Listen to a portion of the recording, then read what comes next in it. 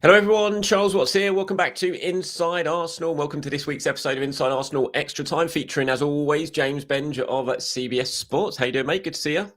Yeah, very well, thanks. How are you? Yeah, can't complain. Can't complain. I've been painting my daughter's bedroom. Fun times What in the colour? international break. Yeah, she's away for the first time, ever. She's gone away on a school trip for 5 days to North Wales with a whole year group. It's like That's their rough. first ever residential trip away. So we dropped her off at the school on Sunday morning. There was lots of tears from the parents, not from me. Not from me, I have to say. I was Yeah. I don't know. I was looking around and I was looking at the parents crying, and I was thinking, why are you crying? You got 5 days to Imagine relax a little bit. the only parents as well, where they've got one kid. They got Maybe 5 so. days just Maybe for it is. themselves. Maybe it is. Maybe it was their only child, and they're going to have a empty nest. But I mean, I've still got a child here, so it's not quite as quiet. It's half as quiet as it would be. But I was looking around. I was like, "Do you need to quiet?" I mean, I'm going to miss her, obviously, but I'm quite happy to have a bit of a break for the first time in 11 years. Maybe that says a lot about me as a dad. I don't know. Does But your anyway, daughter know the colour scheme and know that the she painting? knows. Yeah, she does know, but she doesn't know we're painting it while she's away. So it's going to be a nice sort of surprise for her when she gets back to finally have. Because we've been promising since we moved house that we'd do it, and this is like we thought, this is a good opportunity to do it. So I've been painting the last couple of days, been running up and down the stairs, recording shows, going upstairs, painting, coming down, trying to get another show out. And we're halfway there. I hate painting. Halfway. How many layers are you doing? Or does she live in does she have a whole floor to herself? I only started yesterday. How quickly do you paint? I I suck at reckon painting, by the way. I'm awful at painting. I could do it. It depends on what Are you got crevicing? Are you doing? I would recommend doing a color wash. If I tilt up, you can see my walls are it's all green. Really speeds things up if you're just painting any surface you can find. Yeah, unfortunately not. Because my wife decided that she should have one wall different colours to the other three. So that is not what I'm doing, and I'm crap. I was quite happy to pay someone to come in and do it, and my wife was like, "No way, you're doing it." And she obviously rules the roost in this house. So it was. Yeah, I top tip: don't pay decorators. We Why did not? that, not for this room, for some other rooms in our house. And actually, they do a good quality job, but I keep finding patches of paint where they've spilled because they do it quickly, and I think that they're so good at it, they almost are. What's the term? It's like sort of unconsciously incompetent at certain bits. It's like when you're learning how to drive and all that. And also, crucially, they spilled a load of white paint on my stairs, which we then had to repaint ourselves. So I'm with your wife here. I'm very much not. I will quite happily pay decorators to come in and do it because I'm very lazy. But I am doing it. I think I'm doing a decent job. Anyway, we are here to talk about Arsenal, not painting my house. We are in the final international break of 2025. Obviously, we're nearly at the end of it. It's been an eventful one, I suppose, with one big news story dominating on the Arsenal agenda. Really disappointing news about Gabriel. Yeah, this is rough. I know it sort of sounds like now we're talking a thigh injury and any muscle injury. It's very hard to sort of see that being more than weeks. Like that's the best case scenario. We'll see if it's worse than that, and obviously wait to hear from Mikel Arteta later in the week to get more clarity, or well, maybe to get more clarity. But it's not looking good. I think for games like the games coming up as well, if you were listing the team sheet and saying who would you put down first out of the whole squad, it might be Gabriel. He's the guy that scraps for every inch, that raises his game for the rivalry games. I know, and we'll come to talk about the other guys. I know that even if all three players that we're worried about are out, I know that Arsenal will still put out a really good defense and that they could go and keep a clean sheet against Spurs and a clean sheet against Chelsea, maybe even a clean sheet against Bayern. But Gabriel's the heart and soul of this team, and I think it's the waiting and the fearing the worst. I really hope that those fears, and they are just fears that I have. I'm not saying anything about what's happening internally, but those fears are sort of allayed in the weeks to come, because long-term absence for Gabriel, that's when you really start worrying. Mm-hmm. Yeah, we'll talk about that in the show. Obviously, we'll get into the Spurs game and who could potentially start. I think that'll be an interesting debate. We've got lots of questions today. I thought it'd be a good time to fire quite a few in, as it's the final week of the international break, and it's going to be absolutely all crazy from this point in until Christmas onwards. I thought it was a good chance to go through quite a few questions that have come in as well. So we'll do all that. So I mean, we'll carry on Gabriel then. So actually, let me bring up one question. This is probably a good time to do it already. I think it's this one. It's from Max. It's to you. He says, James, you see more of Hincapié than most Arsenal fans. Where would you like to see him playing more for Arsenal, left back or less centre back? It feels like a relevant question related to Gabby's injury and the discussion of MLS's playing time. So that sort of slots into what we're going to talk about now in terms of if Gabriel is out. And we don't know, but I mean, the expectation obviously is that he is out. I'd be stunned if he's not. Like you said, you feel like sort of 2-3 weeks is best case scenario from this sort of injury. So if he is out, who would you want to play at centre back in his place? And you can discuss Hincapié as part of this. Yeah, I mean, for me, Hincapié feels like broadly a more natural, like left centre back for Arsenal. It'll always depend on the game and the occasion, but I think when you sort of see them split into a three in possession and the left back pushes on, I really like the idea of Hincapié kind of patrolling that left channel defensively as Gabriel does, and sort of as he did when Xabi Alonso wasn't messing around too much with the formula, which he was doing more and more in that year after the title season. He is strong, mobile, good passing range. You know, these are all not to the same level, but all the same qualities we sort of see in Gabriel.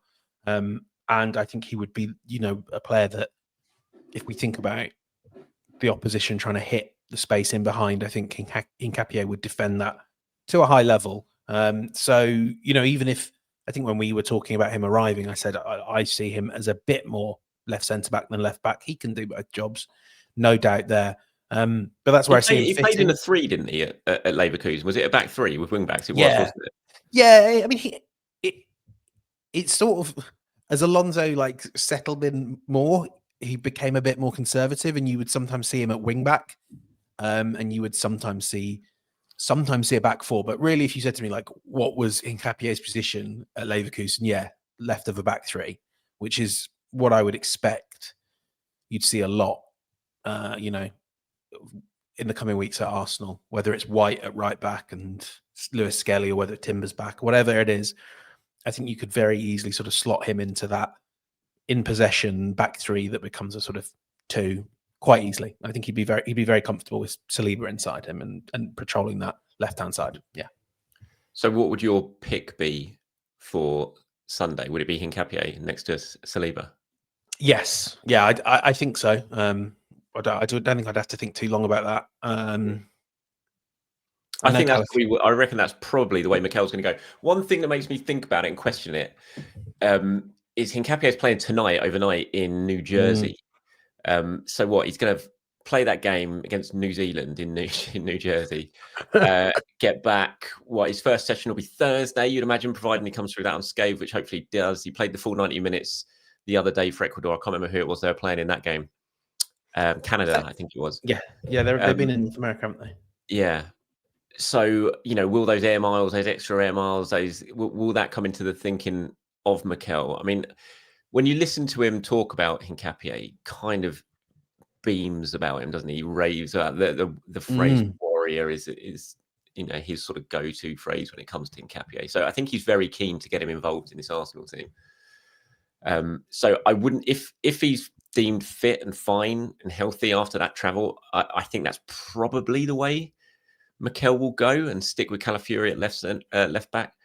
I think my pick, I would probably go Mosquera. I know he's a right-sided player, but he's played left-sided player before. He's fully up to speed at Arsenal. He's not put a foot wrong since he's got here, really. I think he kind of warrants his place in the team at the moment. So I think I'm sort of leaning towards Mosquera. I don't think he'll do that, but I'm leaning towards Mosquera in terms of my opinion on it. And I mean, to be honest, we're in a position where I wouldn't be overly worried whoever it is. Even if it's Calafiori, which might well be Calafiori moved across there. We saw that a lot in pre-season. And then you have Lewis Skelly or maybe even Capio playing at left back. So there's plenty of options there, isn't it? It's not the be all and end all. It's not disaster. Yes, you want Gabriel, but it's not a disaster. There's so many options. And I'll be kind of comfortable rocking up on Sunday and seeing any of those names on the team sheet. But I think I'd probably go Mosquera. And you wouldn't be tempted to push Saliba to the left side of defence, which he's had to do on occasion, but he seems to be reluctant to do. Oh, I don't know. I feel like that's just moving too many things around again. Then you're without Gabriel, and suddenly Saliba's playing in a different position. Now, I've got no issues with Mosquera playing there. I've seen how comfortable he looks when he plays in that position. So I've just got no real issues with him.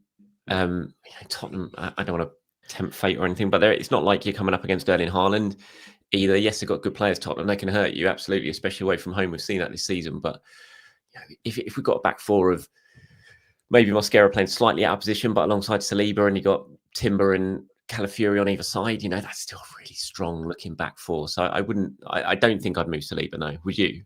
No. And the other interesting point you would make for Mosquera maybe is, for my sins, I've seen a bit of Tottenham this season, and I saw them against Chelsea, and it was the only threat they had was Kudus coming infield on that left foot. I don't think I would worry too much about having a right footer there to defend that. If Kudus is coming in, he's coming into Mosquera's strong side, and I think Mosquera can deal with that quite well. I would go with Hincapié, but like you, give me 4 Arsenal defenders, and I think basically I can be pretty confident of what will happen. So I would, and I think to an extent in this 3-game run, there's going to have to be a little bit of someone fills in out of position. Part of me also would be intrigued if Yuri and Timber weren't to be fit. I'm pretty hopeful on that one, but if he weren't, would you play Mosquera at right back just to go strong, solid, and keep things tight? I don't know, maybe. Why are you worried about Timber? What have I missed? Timber's okay, isn't he? Just a little cut on the leg against. I saw the gash on the knee, yeah. But I think he's all right. That was in the first half. He carried on to about 70 minutes. God, don't scare me, James. It scares me. Surely he'll be fine. A problem shared is a problem halved. I think it's Martine on the Discord was giving us updates yesterday. She lives over in Amsterdam, and she was giving us updates of the game. She said, Timber's down, injured. He's up again now. And then she said, he's off for 70 minutes. He's fine. He's all good. So I think Timber's fine, thankfully. We'll wait and see on Calafiori as well. Obviously, he didn't play for Italy. He was sent home. I liked Gattuso's quotes on that about, we could have maybe played him, but that wouldn't have been fair to him or to Arsenal. I wish all international managers were as fair as that. Obviously, we don't know what else is going on in terms of the injured players yet coming back. There's, Mikel spoke very, very openly before the international break. He was hoping some would be back for the game against Spurs. There was definitely a couple of players under consideration for the under-21s game. That didn't happen. Don't know if there's been a behind closed doors game. So we'll wait and see. If none of them are really back, or certainly from the start. I imagine only Martinelli Martinelli wouldn't start anyway, even if he is fit. I imagine it's probably the injured players. Only Gyökeres will go straight into the starting 11 just because he would only have had like 2 weeks off from his injury, or 3 weeks, whatever it is. So he's probably more up to speed than the rest of them. But if Gyökeres isn't fit, it's going to have to be Merino again up front. Is that a massive concern to you, do you think? There's no other option. Yeah, you got to do what you got to do. I think to an extent it gets some players that are in a bit of form and keeps them where they're comfortable. So I wouldn't really be minded to move Trossard, given he's in a good run. I was thinking, could you play him centrally and then Eze, but haven't got Ødegaard either. So I just think you'd overcomplicate things, and I think in the end as well, if you could just sort of, let's say that one of Gyökeres is only fit for the bench, at least then you can turn to him later, or you can change things. There should be options to change things. But yeah, it's I'm really looking forward to Mikel's press conference, even though I know we'll get nothing. Perhaps there'll be sort of a scintilla of hope somewhere, because right now it's sort of the grim realities of that last 5%. It's so often when you're sort of chasing and reporting around injuries. It's like, oh, ahead of schedule, and then it just gets to like, okay, are we ready to throw them in the big games? And they go, we might need another week here. And I fear that's what it will be for a few Arsenal players. Yeah, I mean that sounds like what happened with the under-21s game last week. They were really considering it. Then when push came to shove, right at the end, they were like, no, I don't think we're going to do it, and it could easily happen again on Saturday. Who knows? Maybe Kai Havertz is going to be the big surprise. You know, the sort of returning, like in WWE when you get a big surprise suddenly walking out of nowhere. Maybe Kai, the new. Imagine how bulked up he's going to be now. What he was last time after his break. Imagine how he's going to look this time. Imagine he rocks up, suddenly bang straight into the starting 11. King Kai sinks Spurs.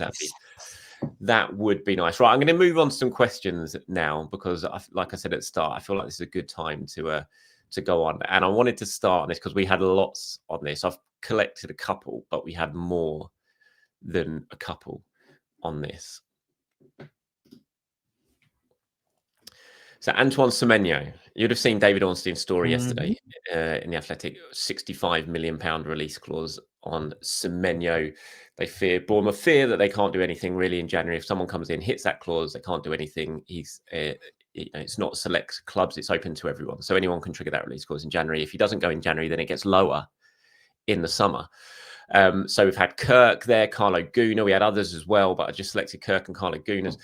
Kirk says, hi, Charles and James. Keep up fantastic work. Would you take Semenyo for the reported 65 million release clause? And if so, who would you look to offload for him? Carlo says, with the recent speculation over Semenyo's future and possibly a release clause around 65 million, and him being an Arsenal fan, do you think we should be considering signing him next summer? And as I said, there was other people getting involved in this. So Semenyo, £65 million, James Benge, discuss. It's one of those ones that's right for me. It's right on the line of, like we've said before, 65 million now is the going rate for a squad player at some of these top teams. And does he make your squad better? Probably. Like he is probably an upgrade on a few of the fringe options. Say you brought him in the summer, you would sort of say like a Trossard or a Martinelli out, Semenyo in. That's better. 26. I'm always of the view that if you're a team like Arsenal, you can't really think too much about resale anyway because you're paying such big wages. There's not many clubs that are going to take you off your hand. But does he completely change Arsenal's world? That's why I sort of almost have pause for thought of, if I'm spending 65 million, is there anyone I can look at? There aren't many obvious players. Is there anyone I can look at that would really oomph Arsenal up a bit? Maybe the argument is you can't really buy many more players for your 11, and you need to just sort of keep trying to raise the quality of your squad, raise the floor. And he would be a bit of a floor raiser. It's a lot of money, though. I don't know. I mean, I have no particular view in either direction. I don't think there's any way in January. If someone's going to trigger his release clause in January, it's not going to be Arsenal. I mean, I say that. I remember in the summer saying, look, we're not going to do it for Eze, and they did, and they got that done at the end. So you kind of loathe to say never, completely never, but I'd be stunned. Arsenal, they've had to do the Hincapié deal the way they have because they've got no money left. And so to go in and have to trigger that clause in January, I don't see a way it's possible for Arsenal. So I think the only way you end up getting involved in a battle for Semenyo is if he decides to stay until the summer, which he might well do. And he is a big Arsenal fan, so maybe that would be a sort of sweetener for him. But even so, I mean, I suppose the question from Kirk says, who would you look to offload? You would have to offload players to bring him in, wouldn't you? 100%. You've got Madueke there, you've got Trossard on the left, you've got Martinelli on the left, you brought Eze in the summer, you just invested, who probably his best position is going to be on the left once Martin Odegaard comes back fit as well. So it doesn't feel like he would fit because of numbers. So it would only be if Trossard ended up moving on in the summer, which might happen. If someone came in for Martinelli in the summer and Arsenal decided, you know what, rather than give him a new contract, this is the summer we're going to sell Martinelli. And that might happen. And if that was the case, then you absolutely, in my view, I think Semenyo is right up there at the top of players that you would go in to bring in. Can play on the left, can play on the right, explosive, just gets shots away, drives it as man, Premier League proven. He'd be perfect. I think if Arsenal, but Martinelli would have to go. I think absolutely not so much Trossard. I think more it'd have to be Martinelli, because I think he'd be an absolute, direct competition with Martinelli in terms of the way that the two of them play. So I would love it. I have to say I think Semenyo's fantastic, but I don't see it. Maybe Carlo Guna, when he says, "Do you think we should be considering him next summer?" That for me maybe is realistic. But there would have to be sales, and I think at least one of Martinelli and Trossard would have to go in the summer. Yeah. Where do you see him ending up? Liverpool.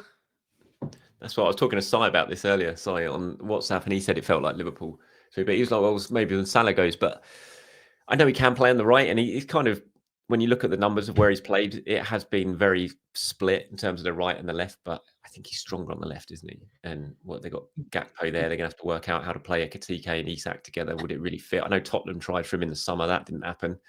I don't want him to go to Spurs. Absolutely. I mean, I think that would be the smartest move from a career perspective for Semenyo. I do. I know what you mean. If he could just get a bit lost at Liverpool as they tried to rebuild. I mean, obviously, Chelsea, he's 5 years too old. I mean, City would be the other one as well. And I think with City, you'd be saying probably put him on the right wing with Doku and just just deepen their options there. And that would be another one. That would be the one where, especially given what the title race is looking to be like, you'd be like, oh, I'd rather City didn't come in and spend 65 million on him. Yeah. I mean, I think when you go through the clubs, again, it all sort of rests on players leaving in the summer. But yeah, I mean, how long have we talked about Arsenal needing to do something on that left wing and sort of bring in a fixed left winger? I suppose, again, you sort of go back to Eze, and that I still feel as this season goes on, I think Eze is going to take that position on in this Arsenal team once Odegaard's back. So yeah, as much as I would be a fan of it, I don't really see this one being much of a goer from an Arsenal point of view. You can't have everyone. Can't have everyone, absolutely, and we've already got a lot of good players as well. Here was another from Nate, was talking about Semenyo. I won't go over that again because we've already covered it. But the second part of his question was: sport is the only time I'm superstitious, or either of you. Reason I ask is because I could never feel so freely about talking about a player getting injured. I feel the bad energy in the air. Are you superstitious? Not at all, but I know you are. I am. Yeah, I absolutely am. I'm to the point of it really affects me at times. Like, really affects me at times. I have got better. I've really made myself this season not wear lucky socks to a game. And like last season it was like I was doing it so much. And well, no, I've done it so much for years. But it's like, it's got to the point where I was just like, what are you doing? Your socks do not have any impact on what the blooming Arsenal score is going to be. So stop doing it, because it was like last year I'd be building up to a game and I'd be like, where are the socks? Are they in the wash? Are they not in the wash? Oh my God, I'm going to have to wear dirty socks. It was just loads of stuff going on. And I've really stopped myself on that this year. So my superstitions aren't as bad as they used to be. Like, if I've had a really terrible journey to the game, that really affects me, because I'm convinced Arsenal are going to lose at that point. I always have to, at the Emirates, walk round to the stone I've got outside the armoury, mine and my dad's stone, and I always have to touch that with my right foot. That's something that I'll always do. But I feel like I've got slightly better, but yeah, it's still. That's quite bad. This all sounds quite bad, though, Charles. It is, yeah. It is. I freely accept that it's stupid. But I feel like I've got better. The socks thing, I'm quite happy with myself. I'm quite proud of myself that I've. We should say you really don't like the way I will sort of talk about games, and like you. I mean, you don't like doing predictions, do you? All that stuff. Especially like in the press box before games. Like, there comes a moment with you when you're around there. I would say, where you sort of get taken over by this sense of like, what should I not be putting out into the air? Whereas I am the complete opposite, and I'm just like, say whatever you think. Yeah. Just no, what power does vocalizing your thoughts have on a game? That is very true. Yeah. Like, if someone says something bad about a player on the opposition team, I'll be so angry, because I'll just be convinced that guy's going to then score the winner and stuff like that. I did that once. I cursed. I was sat next. Kyle will relay this story. I was sat next to him the whole game, Arsenal-Chelsea last season, and I just spent the whole game saying, Pedro Neto, don't rate him, because obviously so many Arsenal fans were, and I was like, no, I wouldn't have taken him for free. And of course, he then went and put one in the bottom corner. But I know that's just a coincidence. I remember a game really so much in my rubbish. mind. I'll look a fool at least once a game, at least. I remember a game that really sticks in my mind. I was watching it down the pub, the Monkey's Forehead in Egham, back in the day. My mate Johnny Priest, if you're watching, Johnny, hello. We were watching Arsenal Man United or Man United Arsenal at Old Trafford. We lost 2-0. And honestly, he spent the whole game having a go at Juan Sebastian Veron, who then scored. And then he turned his attention to Paul Scholes, who then scored the other goal. And I was just like, oh, it just wound me up so much. And he always does it. He always pops up on the WhatsApp and like will slag off a player or something like that. And I'm like, shut up, Johnny, shut up. You know what's going to happen. So yes, in answer to your question, Nate, yes, I'm very, very superstitious. Certainly more so than James Benge by all accounts. Right, we've got a couple here. Yeah, this one's Daniel. And we got another similar from Femi. So we'll go through them. Daniel's talking about the next 5 games. Says, what is your minimum and maximum point expectation over the next 5 Premier League games? He says 8 is the minimum, 2 wins, 2 draws, 1 loss. 11 is the maximum, 3 wins, 2 draws. 11 plus puts us in a really strong position.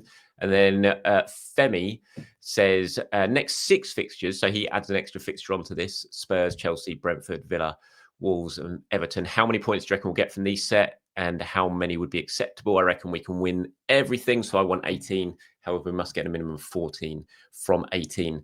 What do you think? So these were the 5, the next 5 games. So we've got Tottenham, obviously, then Chelsea, Brentford at home, Villa away, Wolves at home, and then Everton was the next one.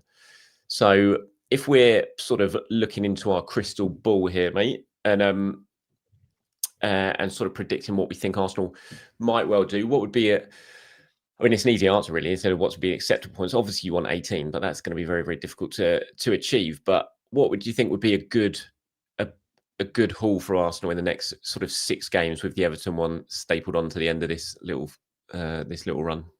I think any less than 13 would be disappointing. So that's 4 wins and a draw. But what are you hoping for sort of guaranteed wins here? I mean, guaranteed, you can never guarantee anything, but you certainly want 3 points against Tottenham. I know Tottenham are very good away from home and best in the Premier League at the moment away from home, but you'd want 3 points against Tottenham, no doubt. You'd want 3 points.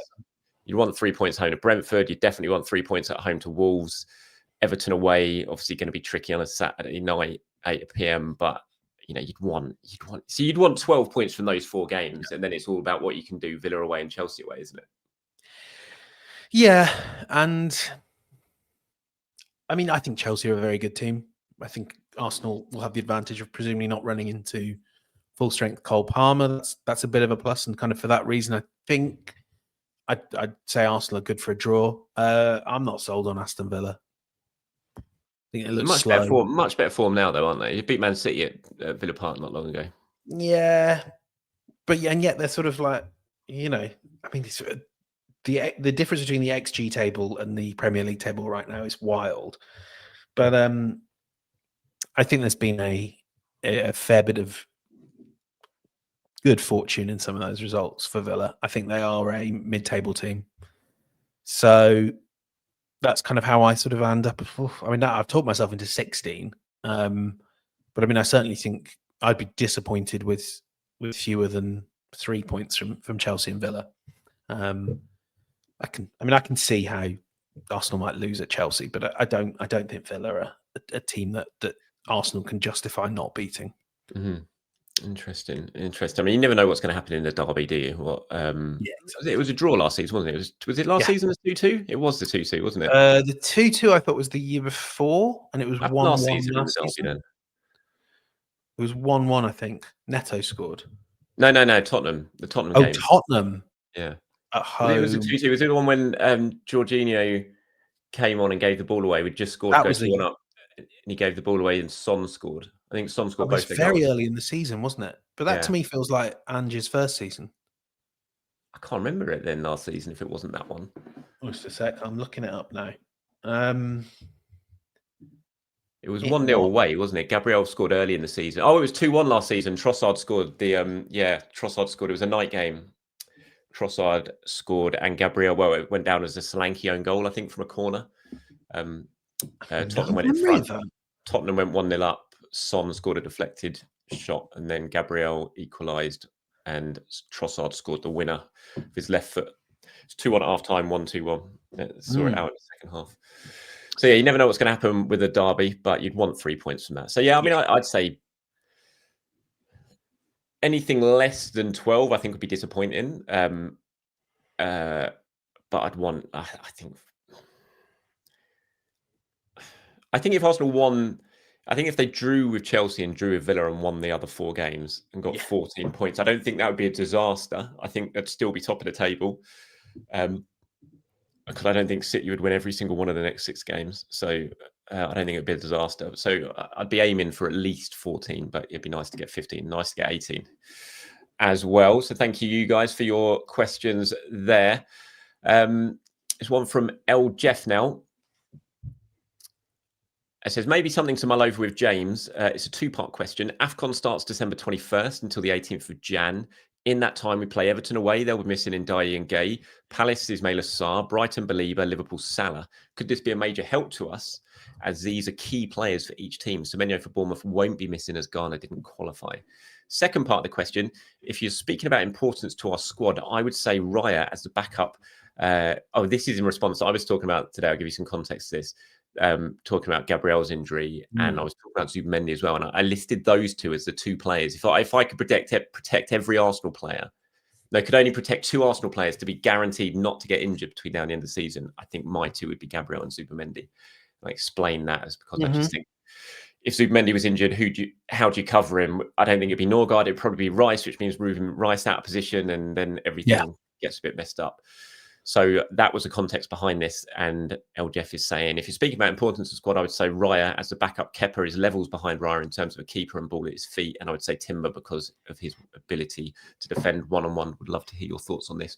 So in terms of the AFCON, could it be key? Could it be a major help? Definitely. I mean, obviously missing key players. Arsenal aren't going to be missing anyone. I think Arsenal win madly Chelsea. When you think of this sort of history in African players between Chelsea and Arsenal, and both of those clubs are not missing any players during AFCON. It's pretty mad, really. It's got to be the first time in a long time that's happened. Those are huge players as well. I mean, Njai's been fantastic for Everton. Yeah, I really like him. I really like Njai. And like, you know, if when we were talking about the fixture change last week, and we were like, Saturday night under the lights, and I think we were all sort of constructing the 1-0 goal, and it was probably either scored by or assisted by Njai. So enjoy your time in AFCON there. But big misses, all of them, except maybe Salah's the one that sort of felt the least keenly, given how up and down he's been. I think El Jefe has the right idea with Raya and Timber, and I would probably put them in like sort of, if you did a sort of group of like 7 players, is it 7 or 8 maybe, that you're just going to start no matter what in any big game. So 3 of the back 4, right back the 2 centre backs, Raya, Saka, Ødegaard, Rice, Zubimendi, and I think that's probably it. And like you have this sort of, in theory, I could, depending on the game, I could see why you would start Gyökeres or Havertz. I could see any one of 3 or 4 options on the left wing, and even at left back for now, it feels like it's Calafiori's, but I wouldn't rule out, it being a game for Lewis Skelly, because that's what good depth is, isn't it? It's not like you have, broadly, the foundation, the spine of your 11, but you kind of know that you have some players that can step up, and then you have some player positions where there's this really valuable competition. That means a lot of players know they can make an impact. They can have a chance to play a game. There's not many players in this squad who would be like, well, Kepa's probably the only one where it's like, my only real chance of playing here is if someone gets injured. Sunderland missed 7 players to AFCON, lose 7 players to AFCON. And guess when Man City go away to Sunderland during AFCON, which is really frustrating. So that's going to be they're at home to them at the start of December as well, aren't they? That's going to be a boost for them. You would, that's a lot. 7. I think they're the team that misses the most players due to AFCON. So thank you for that, L. Jeff. Let's move on to another one here. This was from Sam on the Discord. He says, bit of a random one, but if you could have any Arsenal memorabilia, what would it be? No trophies or winners' medals allowed, but maybe one seriously sentimental one, e.g. Righty's 179 vest, and one funny one. Mine would be the coat that Arsene couldn't zip up. The vest So, is such a good one. Did you come up with answers for this? I found the funny one a lot easier to come up with. I found that really difficult. I still haven't really come up. I've got one thing in my head, but I was really struggling, like surprisingly so. So I know what I want for the funny one. I mean, there's so many, but I would really like, especially given the game that's coming up, I would really like the glove that Ben White, or any goalkeeper's glove that Ben White spent half a season, especially Vicario's, that he would undo routinely. That's what I would like. I'd like one of the gloves graced by Ben White's great set piece tactic.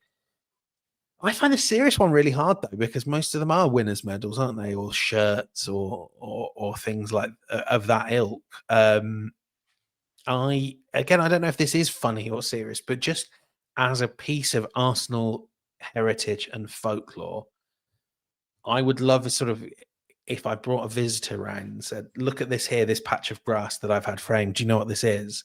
It is the worst patch of grass in all Arsenal history. It's a patch of grass William Gallas sat and had a sulk on." I would like to own that. I think because it should. I need this to remind myself of how bad things can get. So that was the nearest I could come to a serious one, and I'm not sure it's that serious either. You'll probably have better ideas than me on that front. Yeah, I think I'm fairly set on, if I could have it, would probably be one of two things. I would have either the boot that Aaron Ramsey scored the FA Cup winners goal against Hull, or I'd have the ball. One of those two. Obviously, look, I've seen Arsenal win bigger things than the FA Cup, but that FA Cup meant so much to me for so many reasons.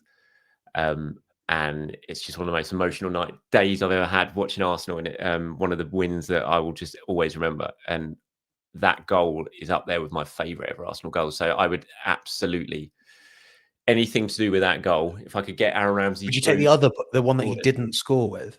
Maybe he was wearing it. So yeah, I absolutely would. So a boot that Aaron Ramsey was wearing, but ideally the one he scored it with, or the ball itself, would just mean absolutely everything to me. So I think that would be the bit that I would have. In terms of the funny one, I was trying. All I could think of, and annoyingly, this came in a defeat. So it kind of, otherwise it would be definitely right up there. But I would very much enjoy to have the water bowl that Arsene Wenger kicked that got him sent off against Manchester United when he then had to go and stand up in the thing, in just that iconic picture of Wenger standing at Old Trafford like that. So maybe I would have that, or I'd have the scarf that Gabriel Martinelli threw up onto Spider Cam when Arsenal was celebrating their first ever win at the new Tottenham Stadium. And you had that scarf, the red and white scarf, just hanging down off the Spider Cam in the post-match celebration. So maybe something like that, I would say. But yeah, the bottle that Arsene Wenger kicked, that would be right up there. Go on then. The umbrella that Mesut Ozil sat under in the baking heat. I could have stolen that. I could have touched it. I was right behind him, literally right behind him, because that was in COVID time, and we were sitting all dotted around the stadium rather than the press box because we needed to be so far away from each other. And I was directly, like 2 seats directly behind Mesut Ozil or something, and could have touched it. That is an iconic photo. Okay, what do we got now? We've got one from Ben now. It says, what a week to return to. 3 huge matches. I remember commenting last season about how excited I was for a week when we played Inter, Newcastle, and then Chelsea. Turned out to be a horrible week. Here's hoping for more luck this time, fingers crossed. A question for you both. What are your favourite North London derby memories? I'll go first on that. Then obviously winning the title at White Hart Lane. I wasn't there. I wish I was, but I wasn't there for that one. So I didn't get to experience it in the stadium, but still just to experience it while watching it with a Tottenham friend of mine, one of my best friends in the pub was a lot of fun. So that has to be absolutely up there, winning the title. Or actually, there's another comedy thing that I would like to get was the blow up Premier League trophy that Ashley Cole and Thierry Henry celebrated with in 2004, and they put in the centre circle. So that would be a good bit of funny memorabilia to have. So that was weirdly one of my favourite ever. I mean, I was there when Tony Adams scored the winner in the FA Cup semi-final at Wembley in '93, which was amazing because I was also there in '91 when Gazza scored the free kick, and that was just absolutely heartbreaking as a 10-year-old. So to get revenge 2 years later was amazing at Wembley. I think, honestly, one of my favourite North London derbies was the 3-1 at Highbury in '90. It was Wenger's first, '96, when in that absolutely pissing down rain, and it was 1-1. They'd scored a horrible goal where they should have thrown the ball back. Someone was getting treatment, Nigel Winterburn or someone, and we kicked the ball out. They didn't give the ball back to us. They threw it into the penalty area and scored, Andy Sinton. And it was 1-1. And then Tony's popped up from Bergkamp's flick, scored that volley in the 2 minutes to go. And then in injury time, he crossed it in for Bergkamp to score that goal when he took the first touch and bent it into the far corner. And Highbury was just bouncing under the lights in the rain to beat them. And that's always up there as one of my favourite ever North London derbies. I think they're all great memories, and I would probably have picked some of them if I'd gone first. But I think what you've missed is the key quality that makes the North London derby maybe the greatest derby in England, which is the Schadenfreude. It isn't just the good times for Arsenal. It's when you can sort of combine them with the suffering of Tottenham. And so for me, it's either Bakary Sagna's header, the comeback win, and everything that sort of follows that, or, and I think this one just pips it at the post, Emmanuel Adebayor scoring and then being sent off in a foul. that to me is North London derby. People, I'm already seeing the sort of Sky Sports stuff and all the previews, and they're going, oh, anything could happen in this derby. It could be 0-0. I am like, anything else could happen in this derby. I know the North London derby. The North London derby can't be 0-0. The North London derby is just sort of stupid, unpredictable, mad, but it won't be boring. If it's 0-0, it will have to be the most baffling 0-0. We'll need multiple VAR goals cancelled out, half a dozen red cards. That's the only way this game can be 0-0. See, all my superstitious red flags are now just going mad in my head because you've totally convinced me it's now going to be 0-0. That Adebayor one was great because that was the second year. That 2012, That was. It was just one of my favourite ever years. That I got engaged. No, sorry, I got married. Bought a house, my first house. We beat Spurs 5-2 twice in a calendar year. It was. I reported at the Olympics London 2012 as a sort of quite a young reporter at that time. It was just a brilliant year. So that was very, very funny. The Adebayor one. I loved it. One of the most recent. The 4-2 under Emery, Lucas Torreira's goal in the 4-2 under Emery. That was the Emirates was absolutely. It was one of the loudest atmospheres I've seen at the Emirates. 2-1 down or 2-1 down? 2-1. Went 1-0 up, 2-1 down, then came back to win 4-2. 2-1 down at half time, and then went back to, I think it was 2-1 down at half time. Yeah, because Aubameyang equalised, Lacazette 3-2, and then Torreira made it 4-2. When Torreira made it 4-2, it was quite soon after Lacazette scored as well. So you were still sort of celebrating that. The Cesc goal, actually, when you were literally from the kickoff, you just scored, and then I was genuinely then still celebrating, still sort of hugging all the randoms around me who you just fall into when you score a goal in the North London derby. Then you sort of look up and Cesc is about to make it 2-0. That was a mad one. So it's been some really great memories over the years. Hopefully we can add another one this weekend. What Spurs fans say? I mean, they'll be obviously but since they won the last one at White Hart Lane. It's not been a lot. No, not for them. I remember when they beat us 3-2 at the Emirates. It's the only time they've won at the Emirates. When they were 2-0 down and they came back and won 3-2. And was it Jonas Kabul scored the winner late on with a header? Yeah. That was there. The 4-4, I suppose, when Aaron Lennon scored, when they scored twice in injury time to rescue a 4-4 draw. Danny Rose one as well. Yeah, the Danny Rose one, that's true. And that kind of, although we're already out of the title race, that kind of cemented the fact we weren't going to win the title that year. It's not as good though, is it? But it's never as good. No, it's not as good. So, yes, thank you very much for that, Ben.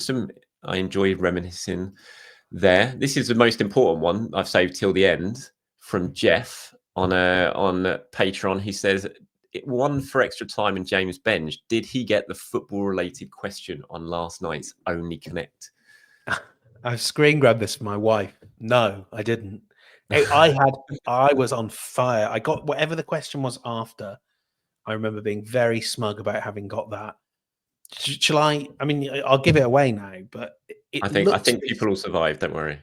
It starts out looking like it's about PlayStation controllers because it says L2 : 4 up arrow 2 down, and your brain immediately goes to this is some PlayStation cheat, isn't it?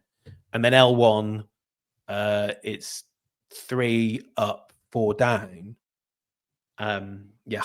So it's obviously it's the Football League promotion relegation system. No, I did not get that. A superb question. Excellently done. 2 top teams there, actually. It was a treat, that game. Mark, my mate Mark, messaged me after last week's show, and he referenced. I can't actually remember what he said. I can't remember if he's a fan of it or not. But I think he said he never got a single question right on that, and he then remarkably told me that he'd been on Tipping Point and won. And he sent me a photo of himself on Tipping Point. And I've known Mark for a good few years now, and I never knew that about him. He's a serial TV addict. He's been on a dating show. He won that as well. That is impressive. Yeah. Dude, I have a friend of mine from uni kind of does every quiz show she can. It's quite odd because you just sort of once a year you'll sort of see her pop up on like, well, it's not 15 to 1 anymore, but something like that. And you'll be like, her again. Yeah, they do sort of seem to pluck from a similar pool. Yeah, Only Connect. I love it so much. Are you a pointless guy or the chase guy at 5 o'clock on a weekday if you get a chance? The chase. Pointless is just there's sort of rules to that, aren't there? And it's not like my brother and my sister-in-law are on Pointless soon. They've been on it, they've recorded it. They won't tell us how they did. We don't know the date that they're on it yet, but it's soon. So yeah, I'm still waiting to see how he does, but they've kept it secret whether they won or not. So I'm still waiting to see that. So that'll be quite funny when it's on. Yes, well, that's a way to end the show, talking about game shows. There you go. Thanks for watching, everyone. Thanks for listening. Cheers, mate.